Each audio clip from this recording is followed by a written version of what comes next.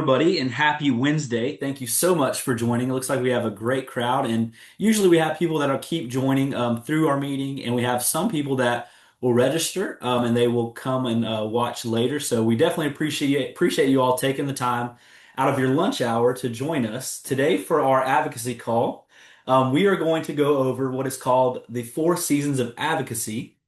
And it's going to be a really cool, very detailed and like kind of like a strategic plan to help you all understand the most effective way to advocate with your local legislators at the Capitol. That can be in Tallahassee or outside of Tallahassee, and many other things that Sarah, Summer, and myself are going to go over today. So we're very excited to share this all with you. It's very Summer has went over it with me and our CEOs for our ARC chapters, and I thought it's a very cool plan and very cool idea. So I'm excited to kind of go into it with you all today, and hopefully you all take away some very great tips and ideas from our meeting today. So I just want to get a little overview of that, and next we're going to go over our agenda as we keep having folks joining, and I'll keep admitting them. So we are going to have plenty of time for questions at the end of our presentation today. So you can type some questions in the chat. We'll make sure we monitor those, and we will go over those when time permits at the end. So just to go over our agenda for today's meeting, we're going to talk about year-round advocacy. Hopefully you all know that if you're only trying to advocate or meet with legislators during session, you're probably a little bit too late, unless you're working on next year's plan, because when session starts, they've already got their bills going. They've already got all their plans in place, and so we really have to try to advocate year round and have these meetings and do these things inside and outside the Capitol before and after session. So that's really important. And so we're going to go over the four seasons of advocacy. Summer kind of broke it up into four seasons, and it'll explain what each season looks like and how it's a little bit different. We'll talk about visiting up here in Tallahassee and advocating and meeting with representatives and meeting with senators. And not only that, but meeting with staff at the Capitol is very, very important. A lot of people probably think that you're only going to get things done meeting with a representative or meeting with a senator, but you'll quickly learn being around the Capitol that the staffers, those people do such amazing work and hard work, and those are the ones that really get a lot done. So obviously the reps and the senators are amazing and they do a great job, but the staffers working under them, if you can talk to those staffers, it's also very important. We're also going to talk about how you can ensure successful meetings and have a plan and not just go into meetings and not really know what to say or what to do, or making sure you're not just going in demanding things, but you're trying to be helpful and trying to come up with solutions and not just bringing problems to the Capitol. Staying engaged, and there's going to be resources and different things we talk about today that will help you stay engaged with bills and policies and budgets and what's going on with committee meetings and delegation meetings. And so we're going to talk about many different ways to stay engaged today. So that'll be great. And then, of course, advocacy resources. And again, that's of course, we're going to talk today about the resources that we have through the ARC of Florida and through our ARC chapters. But there's also many other advocacy resources here in the state of Florida that can be tools for you all because I've been working at the ARC now for about 3 years, and I've learned so much about the legislative world, and it can be overwhelming sometimes. There's a lot that goes on, and so having all these advocacy resources and being able to understand things and track things better in a way that suits your learning style the best, or kind of suits the way that you soak in information best. It's very, very helpful. So I've learned a lot through all these resources, and I'm still learning. Um, there's so much to learn with legislative advocacy that it's kind of a continual thing, and we keep learning. We don't really stop. So I'm still learning a bunch, and you'll see through this presentation that there's a lot of great tools to help us learn. So um, we'll talk about year-round advocacy just briefly before we go on and let Sarah and Summer present. But year-round advocacy, what that looks like is sustainable and ongoing. 365 days a year. I mentioned it earlier we don't want to just focus on meeting with reps and senators during that small window of session. Trying to meet with your local representatives back home in their district and that kind of thing throughout the year. That's going to be what sustainable advocacy looks like. And that's going to be really effective because not only have you made meetings to meet with that person at the Capitol during session, but they already know who you are because you've established a relationship with their staff, with them outside of the Capitol. And so they're going to know who you are. They're going to know what you represent and what you're about. And that's very, very important to have year-round, ongoing advocacy.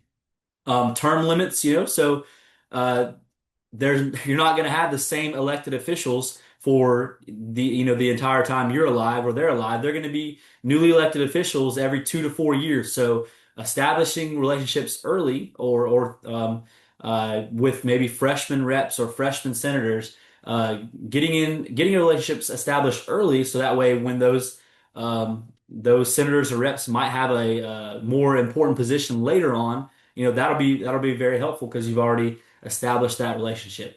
And then again, not just during a 60-day session. It's very, very important to understand that if you really want to get things done, you have to do it before session, after session, and keep pounding away and meeting with them and trying to get whatever you're trying to advocate for or who you're trying to advocate for, get those voices heard.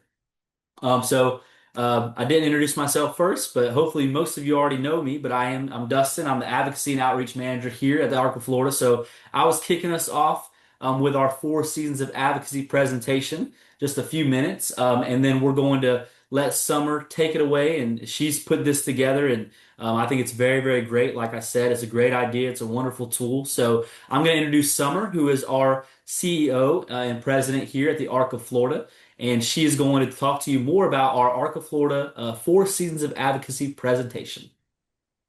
Awesome. Thank you, Dustin. And Happy New Year, everyone.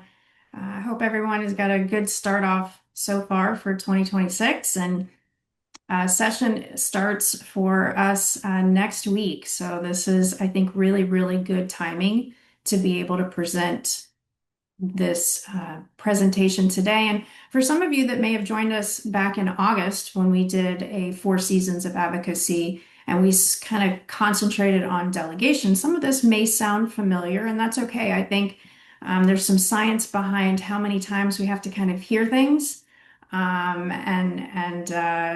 be privy to things to kind of have it set in for it to become, kind of part of our repertoire. So again, Summer Pfeiffer, proud to be the CEO for the Arc of Florida, and happy to be with you all today to go over some of this. I will invite Sarah and Dustin as I'm walking through this couple slides to chime in if there's something that you guys, from your experience, have also could have ideas with as well. So, Dustin, I'll go ahead and have you advance to the next slide. Kind of some background on this Four Seasons of Advocacy as I'm sitting here kind of thinking about this. This is an old presentation. It might be new to some of you and new to some advocates, but I created this presentation back in the early 2000s. And it really was to kind of what Dustin had indicated. We had term limits in Florida, which were newer.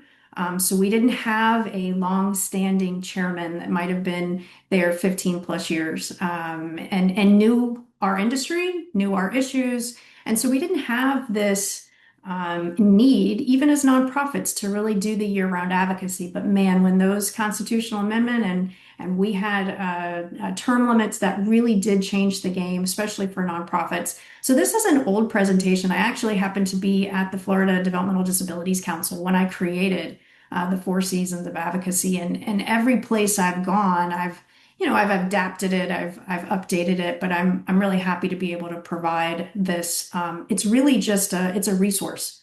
It's an opportunity to think about year-round advocacy, and for us as advocates, again, large group, small group, individual, how can you coordinate? How can you organize yourself or a group to be able to work on at every season? So breaking it up in digestible kinds of parts to really be able to meet your goal. And if ultimately the goal, I think, for any advocate whether you're a child advocate, you're a developmental disabilities advocate, you are an elder advocate. It's really for you to be seen as that resource, for you to be seen as that expert, whether it's lived experience or you happen to know, the policies around the industry to be able to have that opportunity. And so again, these are just some ideas. These are not everything, but it's the idea to kind of organize under each season to make sure that you as advocates can organize yourself. And again, these are just a few ideas. I know the creativity out there is amazing, but when we did this presentation in August, again, this would have been 2025. It was a good time. It was the end of summer. I always like to start off any Four Seasons of Advocacy during the summer season, and that's really because it's after session, and everybody's kind of gotten a chance to exhale a little bit. Budget signed, the veto list is out. You kind of know where you stand, and so that goal could be either initiating the relationship, or maybe you did spend some time with a member or multiple members during that past session and you want to be able to take it to the next level. So this gives you just some opportunities and some ideas to think about how would you either initiate a relationship, that maybe that's a goal for you, or how do you cultivate it to the next level. I will say, as we're now entering here into 2026, this presentation will need to be updated. And I do that when it flips and we start having a year like this, 2026, where we have elections that will be starting as soon as session is over. They're starting now, but you know what I mean in the sense that once session is over. So during the summer months, especially here in this year, 2026, when session does finally end, they will be in full campaign mode. So being able to think about not just meeting with your legislator or meeting with their aide, but maybe looking at what candidates are out there, who is running for some of those offices will be really important. When I think about last session and last summer, man, session didn't end for a really long time. It was over 100 days. So it was not typical. But being able to, here at the ARC, I had just started. We had really stellar legislators that we wanted to give awards to. Well, it was a little bit more difficult to get to legislators this past summer because they didn't have much of a summer. And when they did get their summer break, there were visits that needed to be done. They needed to get back with their family and their work that they have. So sometimes our legislator awards took a little bit further into the fall to be able to make sure that they received those. But moving forward for this summer, again, campaign mode kind of brings legislators and candidates out more. So they will be more visible. They will be, not to say they won't need a break after a session, but they will be on that campaign trail in a sense that they will be, they might, again, it may be something that you think about wanting to get to know them better. They're always looking for volunteers at their campaign. And you might not be able, again, there's many of us that can't write a check to a legislator or to a candidate, but being able to volunteer for their campaigns, that goes a long way in establishing a relationship or even cultivating a relationship.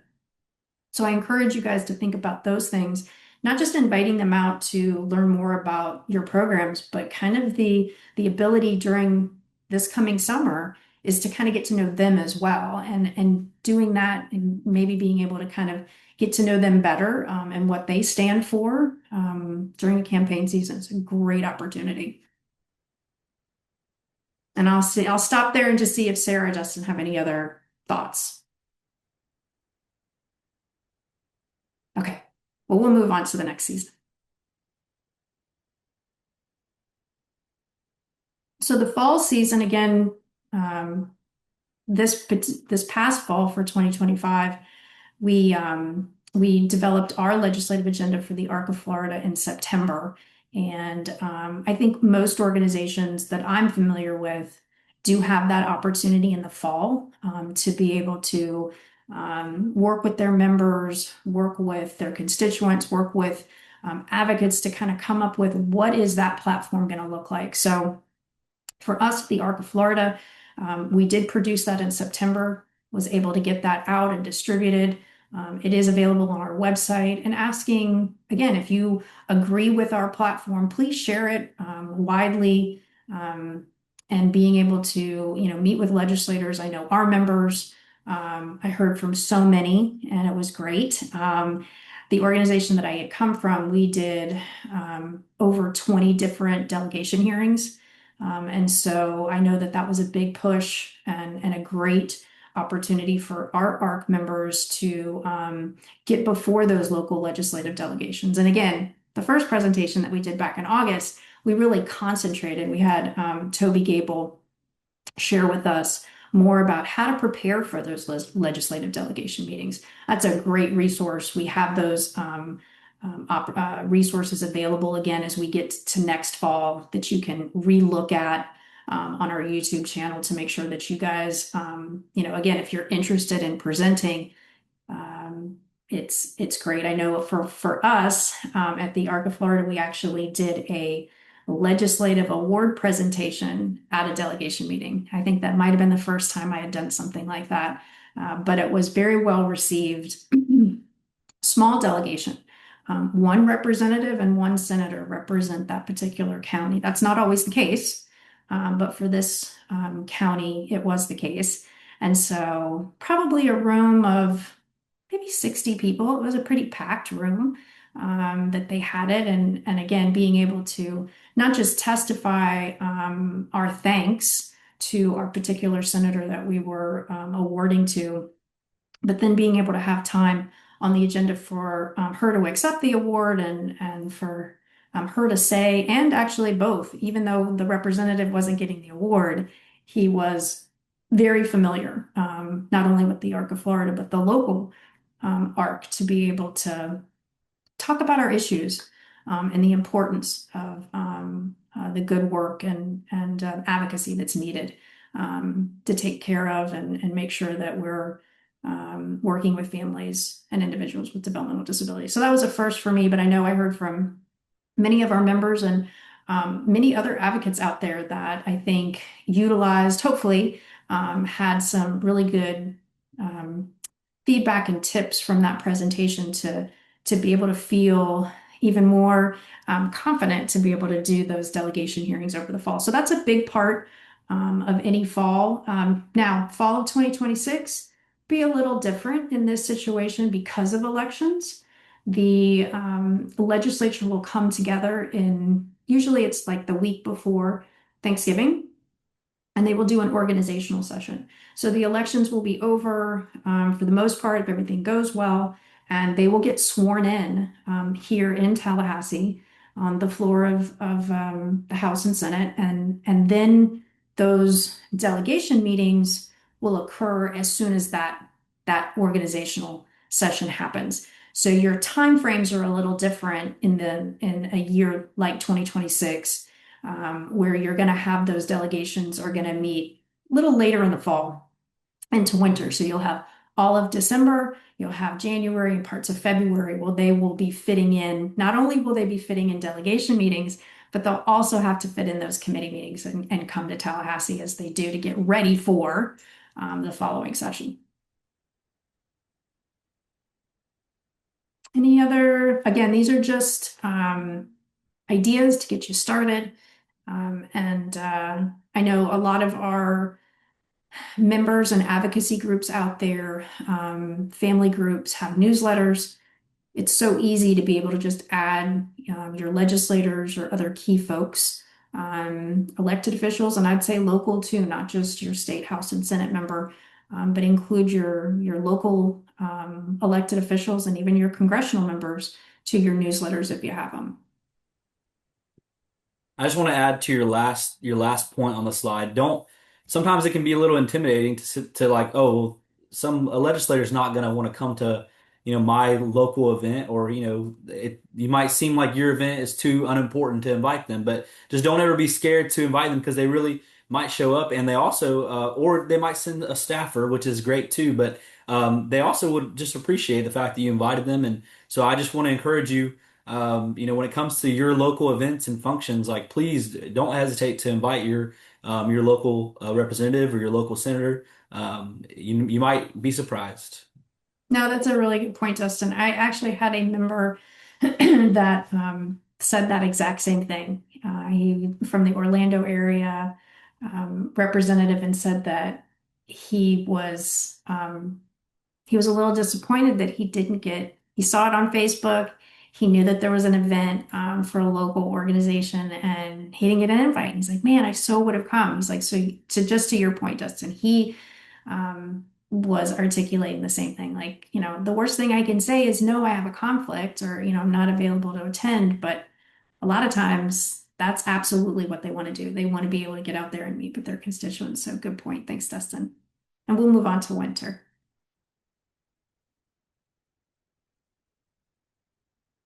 Okay, so here we are, and again, how the goal for this season is really for me kind of maintaining those communications throughout winter, which again, holidays can be difficult, but things like newsletters, um, there are a lot of bills that are being filed at this point during the season. And so being able to keep track of those, maybe you have questions. A lot of times, to me, I may read a bill and a piece of legislation, and I may not just have an opinion on it immediately, whether I like it or I don't like it. I may have questions for the member, for the sponsor of the bill. And so there could be some correspondence with that office to get them the information needed to be able to make an opinion or to be able to circle back with that sponsor and say, hey, I really do support your legislation. Or the opposite could be, I would love to support your legislation,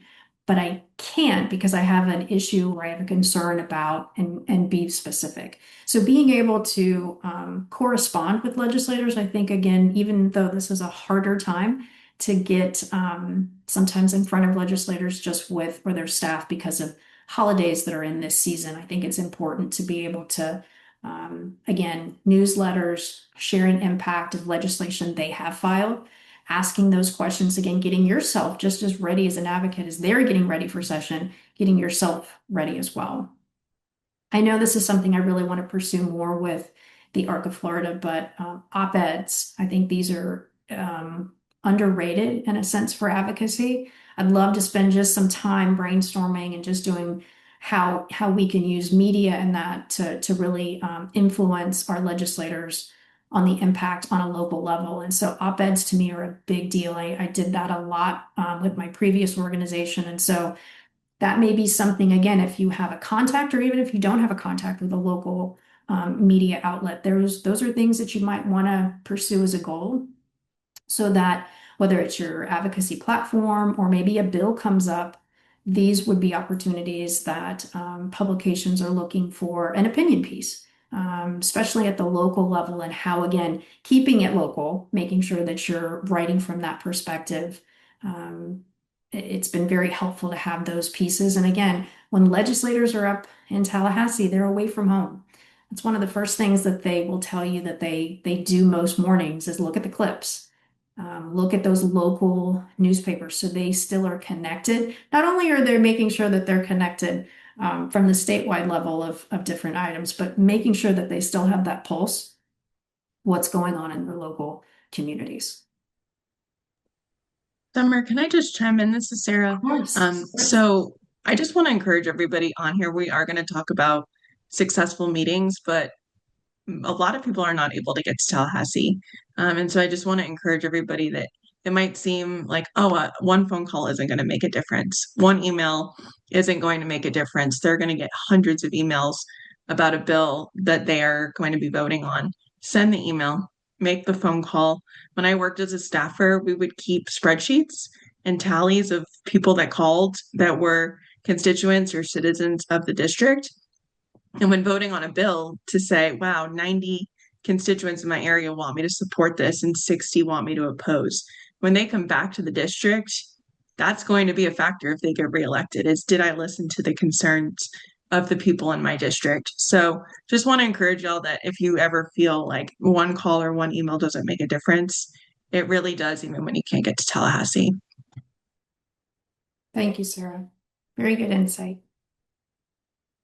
All right, well, we'll move to the last season and then we're going to cue it up for Sarah to give us more. So for this final season of advocacy, which we're technically going to call it spring, even though January isn't technically spring, but it's spring for this year since we have our legislative session starting next year or next week. I'm sorry. Again, being able to request that legislative action, asking them to support a piece of legislation, asking them to support an item on our advocacy platform, asking them to maybe not support an issue that comes before us. Sometimes we don't know what is going to be filed, what amendment may be, in our opinion, detrimental or have a negative impact. So being able to, if you've started in the summer, you've cultivated those relationships, maybe you've met with, you've included in newsletters, you've done all these work. To me, it's not the cold call anymore, right? You're not calling with, "Hey, you don't know me," and this is why it's important that you hear from me. I'm your constituent. You've heard from me. You know this organization, and we would really like your support on this particular issue. So again, I've told folks sometimes for me, the first time I meet with a legislator or a member or staff is it's not always my favorite place to do it in the Capitol. Sometimes you have to because that's kind of how the schedule goes. But if you have the opportunity again to work throughout the other seasons so that when that session comes in the spring, it's not a cold call. They may recognize the name or the organization to be able to hear you out. So again, keeping up, as Sarah said, with emails and calls, using social media. When you go on to Online Sunshine, which Dustin's going to share a little bit more about, they have a lot of them are on social media, so you can tag them. Again, it's not a requirement that they be part of social media, but so many of them are. So we'd encourage you to utilize that too, if that's a platform that you're used to.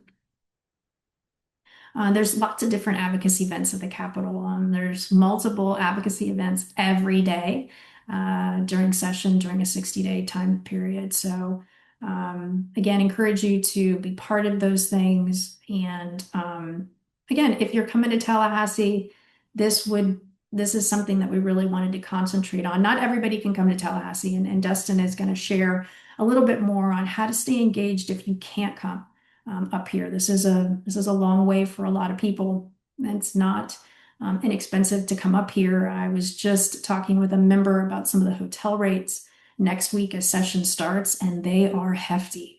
So again, if you are fortunate and you can come, great. We want to be able to prepare you for those in-person meetings. But if you can't, we also have some tools and some resources to talk to you about as well today. So again, thank you for letting me share more about the Four Seasons of Advocacy. It's not the last time you'll be hearing about it. I promise that for sure. There's a lot of work here and a lot of detail that we can get into, but I'm happy to be able to introduce Sarah Goldman. You just heard her speak a little while ago, but she is our Director of Public Policy and Youth Initiatives at the Florida Independent Living Council. She also serves as a council member for the Florida Developmental Disabilities Council. And I met Sarah many, many years ago when she was an aide to Representative Peters from Pinellas County. And so, Sarah, thank you so much for joining us today and being able to share more of your insight. Again, being that's an exclusive club when you can say that you worked in the process in the building to be able to kind of share more from your perspective and being that legislative aide, having constituents come in and meet with your representative or yourself, being able to give us a little bit of your insight, your expertise for those of us that are going to plan to come to Tallahassee, how to make sure that those are successful meetings, things to think about, things to prepare for. So again, thank you and welcome.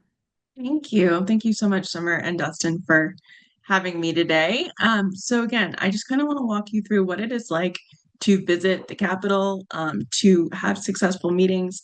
And then if there are any questions that anybody has, feel free to drop them in the chat at any time. But legislative session this year, it will start again, Summer said, next week, January 13th, and it goes for 60 days, March 13th. And again, that might mean that they go longer. The only constitutional bill that they have to pass every year is the state budget. So there may be hundreds of other bills that go through the process, but in order for them to end session, they just have to pass the budget. So until the budget's passed, they cannot leave Tallahassee. This was a study that I found a couple of years ago, and just to use as an encouragement to show all of you that you as citizens have the power to make decisions. A lot of times people think, oh, lobbyists are so powerful. They represent big corporations and big nonprofits, or maybe I could just write a letter. Those things are great, but really what has the most impact is grassroots visits from constituents. And whether that's in Tallahassee or whether that is back in your district, not during session, meeting face to face with a legislator is going to do so much more impact than just writing a letter, sending an email, or even having a lobbyist just try to sway them in a certain opinion on a bill. Next slide. So let's talk a little bit about legislative meetings. I am going to put in the chat a direct link to finding your representative and senator. It also will show you your congressional members as well. You just have to put in your address and it'll pop all of the faces up. You can click their face, it'll take you to their page, and it'll have a platform where you can send them a direct email, which, as I mentioned, goes into a box that not only the members do see, but the aides are monitoring as well. So if you are wondering who those members are, you can click that link directly. We already talked about how it is a priority to meet with your legislators. They represent you. And whether you voted for them on the ballot or not, their job is hired by the citizens of your county and your area. So it is important that they know who you are and to make sure that you are representing yourself well in the community and that they also represent you and your agenda well in the area. Developing relationships are key. And so when you're thinking of a legislator, you might think like, gosh, they're so smart, they're so intimidating. Really, they need you to be the expert.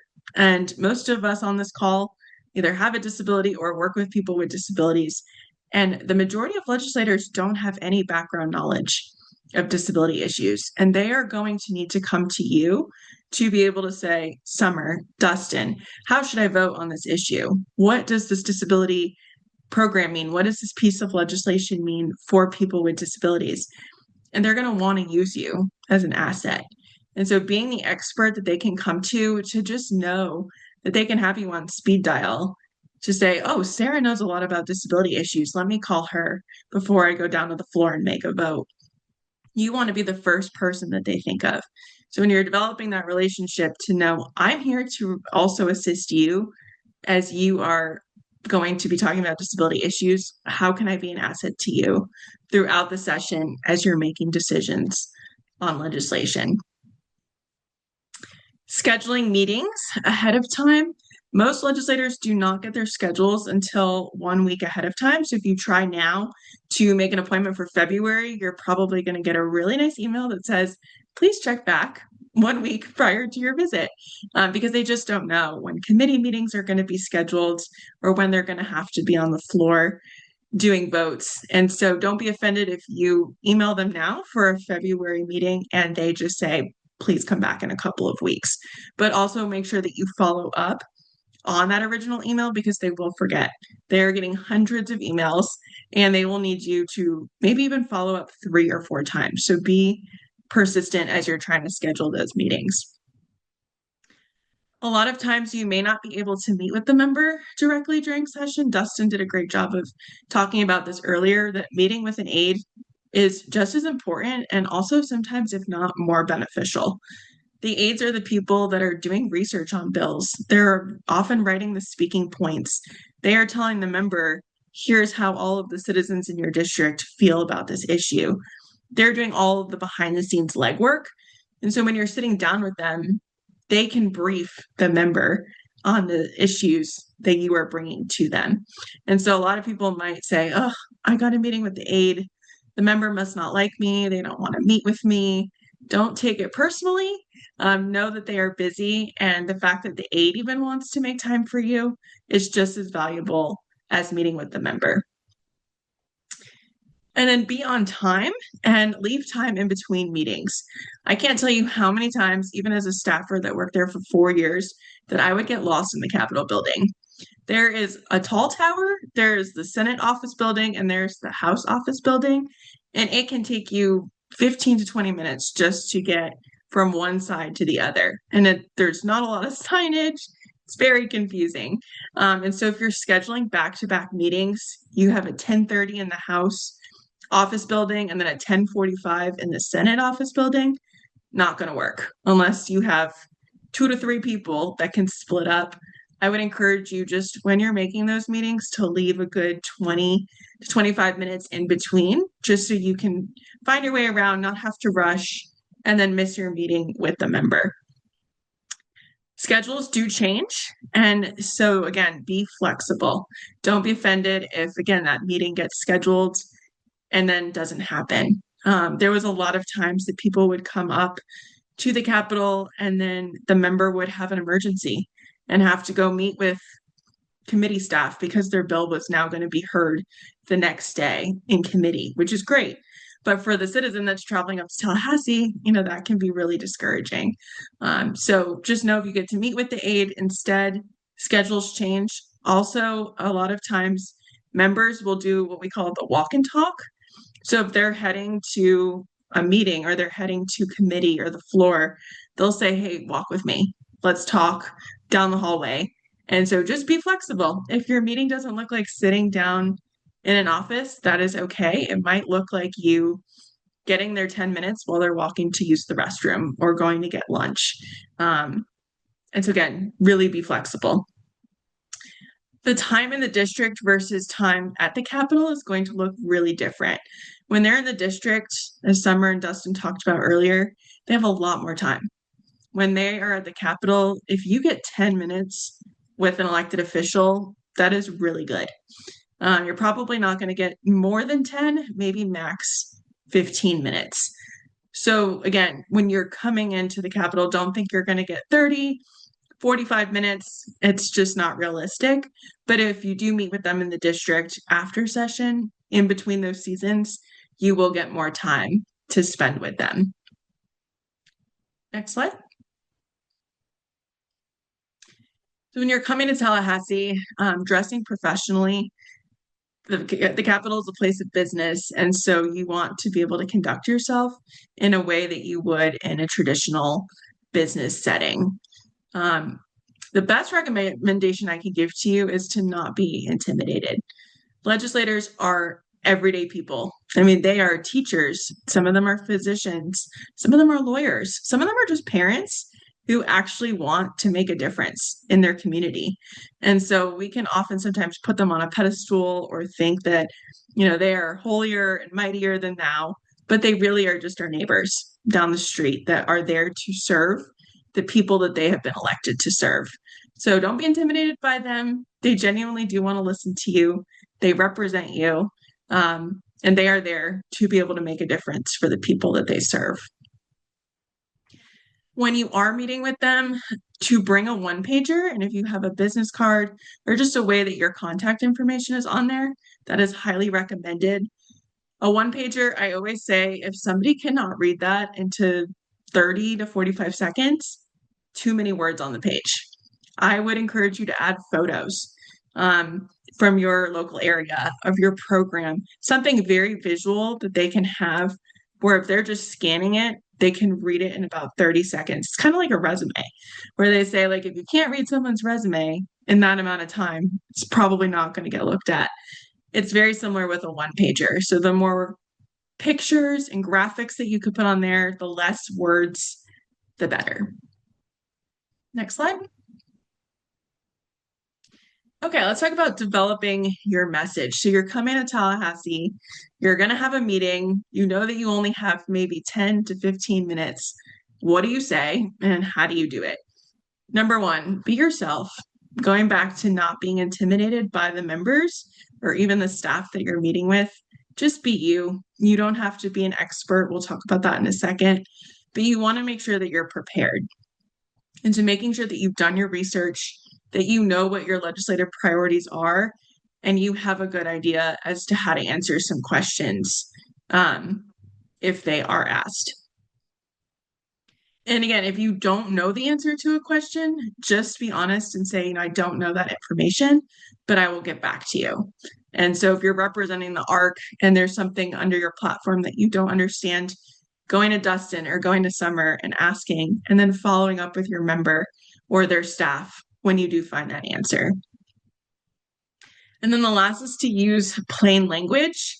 I think sometimes in our community or just anybody in general, we're all guilty of using acronyms. Think of APD or VR. Legislators don't know, especially the new ones, don't know what APD is sometimes. So explaining to them the Agency for Persons with Disabilities, here's what they do. Vocational rehabilitation, here's what they do. It's almost taking it down to an easy read level for legislators because they are just thrown so much information for every type of topic that they are not going to know much about disability issues, which is why, again, you are the expert coming to them. So try not to use too many acronyms.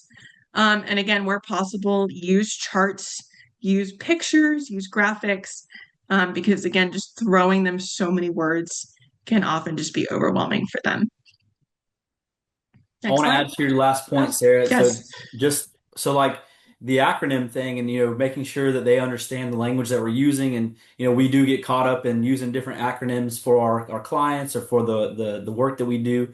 But also they could also just think that your organization or that you represent something that you don't because they're not on purpose, but they're just lumping you into a category of everybody else. So, for example, for the ARC of Florida, we have to be very specific, especially with new legislators, like Sarah said, that they understand the 7 specific categories of disabilities that we advocate for. And we don't want representatives or senators thinking that we just advocate for and we represent everybody in a wheelchair or anything like that. We want to make sure they understand the exact population that we advocate for. So just like Sarah said, start off with an introduction of who you are, who you represent, who you work for, and be specific about what you do because they might just think, oh, I know this group. They represent all these people, and in reality, you only represent a certain amount of people. So being very specific and clear about our language is huge, Sarah. Thank you so much. Yeah, great point, Dustin. And so even just within our community, there's so many organizations that they can get very mixed up of who is who. So it's important to differentiate that. Yeah, thank you. Okay, legislative meetings. One thing I didn't hit on too much when we were talking about having a successful meeting was the power of sharing your story.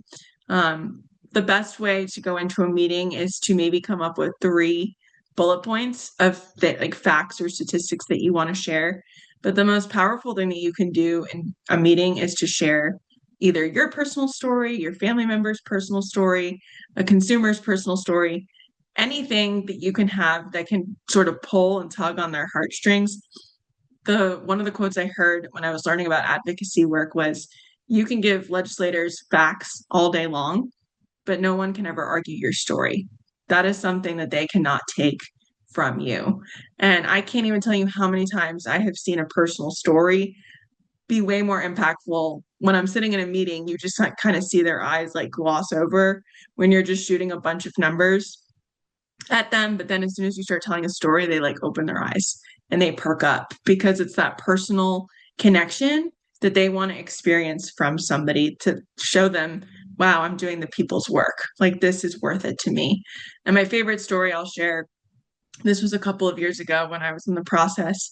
We had children that had cochlear implants come to the Capitol, and it was actually during budget conference, which is when a bunch of legislators get together to figure out who is going to get how much money in the budget and who is not going to get any money in the budget. And we had a 3-year-old girl who had just received her first pair of cochlear implants come, and she brought a card and she just said, "Thank you for allowing me to hear and be able to speak." And my boss at the time was so moved by that that she immediately went to the committee chair and said, "This money has to be in the budget. Like this just impacted me in a way that I can't explain, more than money for trees or money for my beaches back home. It was for the children. That really, and that human element was so important. So share your story, be vulnerable. Those are the types of things that they want to hear, to know this work is worth it. And what I'm doing is actually making a difference in the lives of the people that I serve. So after your meeting, you are going to want to email them. Always, always, always send a thank you. Even if they don't see it, you can email them, or you can even just write a handwritten card. And they also do love photos. Summer did say that some of them may not want to be on social media, but I know if you were from their district, you were like their pride and joy of the day. Like, ooh, Dustin from my district came to visit me. Let me post this on my social media to show that I'm spending time with the people in my district. Express your gratitude. We talked about this earlier, but they are there for 60 days and they are away from their families. Most of the members do not travel with their spouses, do not travel with their children, and it is very hard for them to be separated. So just thanking them for their time to be away is so huge. And even just for the work that they're doing. And you may not think that they get discouraged, but members actually do get discouraged sometimes by just bills not moving in the process the way that they would want to, or their own priorities feeling like they're not valued or heard. And that can be really discouraging when you're up there for 60 days and watching other priorities move that maybe you thought wouldn't move. And so just expressing gratitude for the work that they're doing means a lot to them, because again, they can get down, they get homesick. Um, and it goes a long way in building that relationship with them. And the last thing I will leave you with is be consistent, but not persistent. Rome was not built in a day. And we know that sometimes advocacy work is, we're in it for the long haul. Our priorities are not going to be a snap of a finger and be done this year. Some of them maybe, others could take years. And so be consistent. Don't lose hope if a bill that you really want to see pass isn't moving, or a legislative priority isn't important this year. Come back again next year. Show up consistently. Don't lose courage. It's really easy to get burnout in advocacy work, but again, you are the expert that they need. I will say, do not be persistent or overly persistent. When I was working in the process, oftentimes we would have constituents that would call 6, 7 times a day. I mean, they got on my last nerve. And you were the constituent that nobody wanted to answer the phone for, because you just knew, oh no, so-and-so's calling again. So don't be that person when you call that the aide goes, oh no, not again. They're calling again. But they leave your impact in a way that they know who you are without dreading you calling or coming to their office consistently. So I Yeah. think that is Sarah, I all was I just have. going to add Yeah. just real quick that I think there was a little bit of research kind of to what you were talking about on the being consistent and being hopeful, but knowing that on average, and this is on the legislation side, maybe not just solely on the budget side, but on policy, it can take 3 to 5 years on average for a bill to be successful. So if it's the first time out of the gate and you're just kind of socializing it and making legislators aware, it may take a few sessions. But every year, I believe me when I tell you, I have learned a Yeah. lot of lessons because of something I didn't get past, Mhm. and not always with what things I have gotten past. So I do learn a lot, and then it's kind of that strategy, right? Like, okay, well, what are we going to do that's different, or what are we going to come at? What lessons did we learn so that we come at it in a different way? So. Um, Definitely consistency is definitely key in this area. But from the research I've seen, it takes 3 to 5 years sometimes on Yeah. average for things to pass. Yeah. All right, All Justin, right, I'll so turn we're it back gonna over to you. Yeah, we'll move on. Just a brief little resource to help you out. A few resources, actually. So, some ways to stay engaged. The House and Senate websites. Who is your legislator? Man, these websites I've found, and Sarah has actually told me a few things I didn't know about. I can I'll talk about before I end this page, and we'll get to questions after that. But there are so many different tools to track bills, to like she said, figure out exactly who your senator is in your district, who your representative is. Even she talked about, you can find out who your Congress people are that represent you. But there are so many different links and resources that can help you out. And so the FloridaSenate.gov, obviously that is the Florida Senate part of the Capitol, and it lists their meetings, their bills, their policies. Obviously it'll tell you who your Senate president is, who your minority leaders and majority leaders are, and all of the policies and bills that they are currently working on. There's little tools where you can click on these bills and these committee meetings where you could track them as they go and as changes happen. So that's really cool. The House and Senate calendars are also going to be listed on these websites. Another a great tool. And so you see the Florida House link underneath the Florida Senate. That is obviously the Florida House part. Another great tool that I watch all the time, that if you want to add this to your little favorites tab on your Google Chrome or your Internet Explorer page, but the Florida Channel. Those of you that can't make it to Tallahassee or can't maybe make it to your local delegation meetings, even the Florida Channel, beyond delegation meetings and beyond the session meetings that happen at the Capitol, there are so many different other things that the Florida Channel provides live streams of. All kinds of different budget meetings and different statewide committees and all kinds of things. But if you're not familiar with the floridachannel.org, please go visit the Florida Channel. You can look at all of previously recorded meetings as well. But that's how I mean, if we're not going to the Capitol ourselves, we're on our laptops on the Florida Channel watching all these different meetings and keeping up with our bills, and so it's really cool. Watching those for if you need to learn visually, watching those meetings and hearing all the information on your computer, it's such a great resource and a great tool to have. Um, Communicating with your legislators on specific legislation and the impact.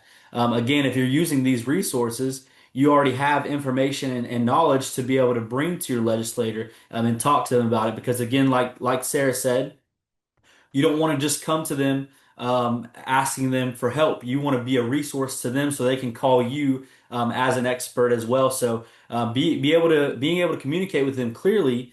The first step of that is using these resources and being able to understand the bills and the things that are going on with policies and the things that you're advocating for. Power of 10, emails, phone calls, social media.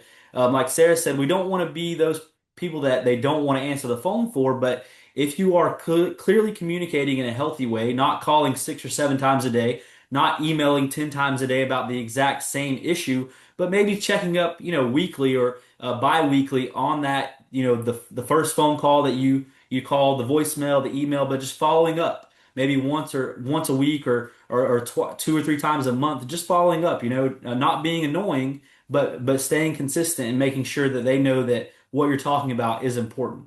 And then following the Arc of Florida on social media, that'll we update about all kinds of things on social media with policies and with different legislation. But following us on social media will also help you link to the different resources and the different things that we provide to our providers, our advocates, our clients, our family members all across the state. And so the Arc of Florida, of course, we try to be the best resource that we can be for legislation, for advocacy tips and ideas. And so I will follow that up with our Arc of Florida advocacy resources.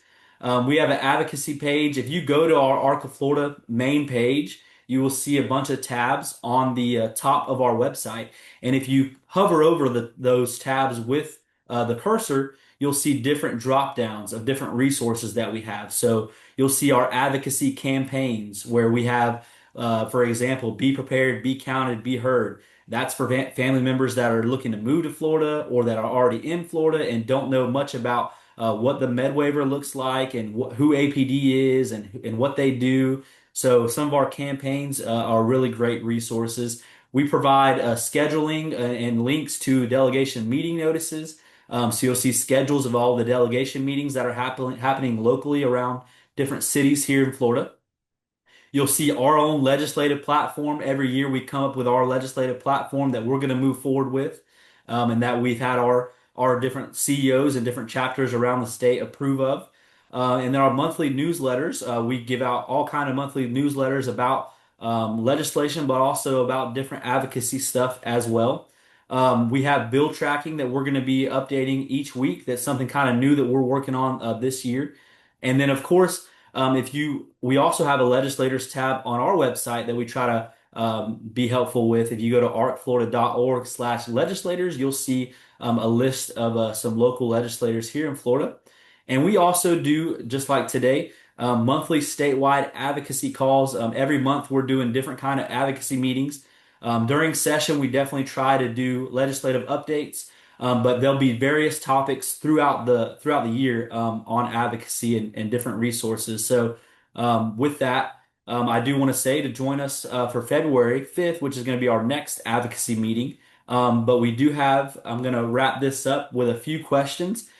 Please, if you want to unmute, you can unmute and just ask your question physically. If you want to use the little emoji to raise your hand so I can click on you to unmute, that'll be great as well. But if you want to simply type in your questions in the chat, we welcome that as well, and we'll make sure we get to those. And if maybe it's something that you don't want to ask on the meeting today, you can email myself, Summer, and we will also provide, when we send out our email later with resources from this meeting, we'll make sure that you can get Sarah's contact info as well, as long as she's cool with giving out her email. So that way you can email us, ask us some questions. Summer and Sarah, we're all different level of experts. Summer and Sarah have been doing this a lot longer than I have.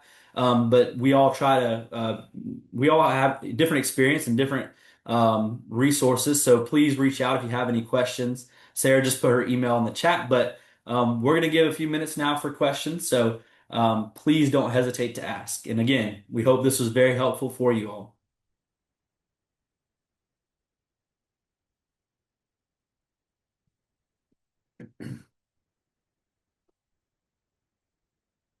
And for those of you who asked in the beginning, we will make sure that so in the email that we send out after this, you'll get a copy of our PowerPoint. You'll also get a link to our YouTube page where you can see the whole meeting that was recorded as well. So I'll make sure that you get all that information. We don't provide CEUs, but we do provide certificates of attendance. So if you need a certificate of attendance for this meeting, I know that Clarent counts. I've been told that Clarent counts our meetings as some of the 18 credit hours that some of you all are required to get. So I know that that'll be useful if you need a certificate of attendance. I just wanted to cover that real quick. But please ask some questions if you have any. If not, maybe Sarah and Summer did an amazing job at covering all this, so you don't have any questions. As we're waiting for a question, I did want to clarify the power of 10 in that previous slide. As Sarah made a really good point, we do not want to be the naggy advocate calling and harassing our good legislative offices. The power of 10 was really something that again, goes way back to when I first came into the process and hearing from legislators and aides that if 10 individuals called or 10 groups called about a particular bill or a particular issue, it really rose to a certain level. And I think Sarah would agree on that. So not being the same person calling 10 times in one day, but if you heard from, at least 10, if not more, as she talked about, kind of having that graph or that chart that you're keeping a tally of people in the constituency that's, supporting a bill or not supporting a bill. We were just on a call, I believe last month, there was an advocacy call where there was a legislative aide that kind of said the exact same thing, that there was this power of 10. And so I wanted to make sure to include that, but also to clarify it's not you specifically calling 10 times in one day. Be respectful. But definitely the numbers, I think, can resonate, like Sarah had indicated. Thank you for clarifying that.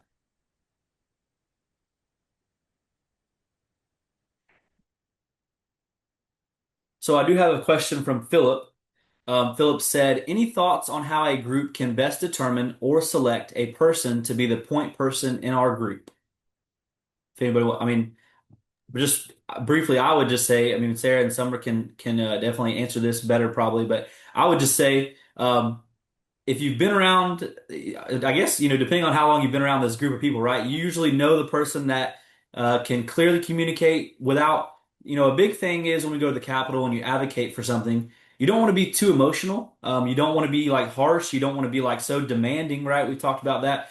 So, I think you would look at the people in your group that you've been around or that you work with, and just, I would choose the person that can kind of play middle ground, not be too emotional, can explain your advocacy and explain your points without making it too emotional or too personal, and really and when you're advocating, having whoever you're advocating for, having the whole group and the whole picture, the big picture in mind. It's really easy when we advocate with legislators to focus on your own personal issue. So we want to make sure that when we're advocating that you're advocating for the greater good and not just advocating for one thing. So that's what I would say to answer your question, Philip. Summer and Sarah, maybe you have something else. Yeah, I have a couple thoughts. This is Sarah. So the first is if someone in your group is a constituent of that member, please identify that constituent in your group to make sure that that is known. Um, Also, if there's multiple of you, there's no reason why two or maybe max three people speak. I personally am not the fact girl. I don't like sharing data. I love sharing stories. And so if I'm in a group of people that I'm advocating with, I'll say, hey, do you want to share some of the, facts on the platform sheet, and then I can share a story. Or if you're bringing family members or providers, have them share a story. So really pick the people's strengths. But Dustin, I think you hit on it great. Someone who's not going to ramble for 15 minutes when they don't have a lot of time, somebody who can kind of keep to the point and not be too emotional as well. And I would agree with both Sarah and Dustin. Philip, I might add that I am big, and I think my team and I think my membership knows whatever meeting I'm going to have with a legislator, whether I'm doing it by myself, whether it's me and Dustin, or I have a group of CEOs or family members that are coming, I like to be overly prepared. So my spokesperson may look different depending on the legislator, and the topic that I want to talk about. But to me, that may come to a different spokesperson if you have that pre-planning meeting.